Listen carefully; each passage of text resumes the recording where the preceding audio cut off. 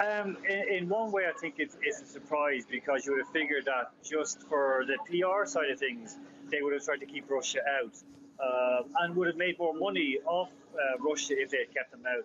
In another way, I think it's good because once Russia is back inside the family, it'll give Russia even more opportunities to try and clean up. Because remember, we've had UCAD sent in by WADA to clean up the place, who basically gave it the seal of approval. And now UCAD are one of the agencies who are saying that, we're not sure if this is the right thing to do. So I think we're getting very mixed signals from a lot of the anti-government community. But then again, these people make their living from it. How can anyone really have any faith in Russia cleaning up its act in sport? Very, very little, because, if we look at sports globally, it's an absolute mess and a disgrace.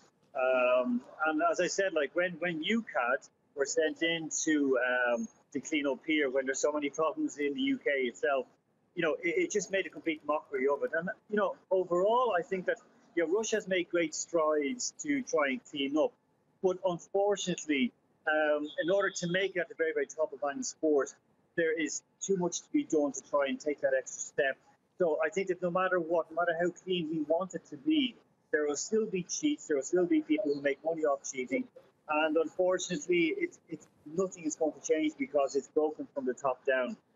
And the significant part of this story, this wasn't just about individuals or teams who were cheating. This was state-sponsored doping. Exactly. Because everything here in Russia, from the school system to even to petrol prices, are state-sponsored some way or other. So this is all, everyone gets their money from the state. They're not, lucky enough to be like, Mo Farah or other people who get their money from big clothing companies and so on. There are a few, of course, but not that many. And unfortunately, that makes it very, very difficult, because once these people are getting their money from government sources, it opens up to all sorts of corruption. And of course, the person who headed up so much of it and who was, let's say, a smoking gun for hire was Mr. Rodchenkov, who then ran away to the US. So, there's all these people who make money off misery, and, let's be honest about it, make money off killing athletes. And of course, okay, athletes are to blame.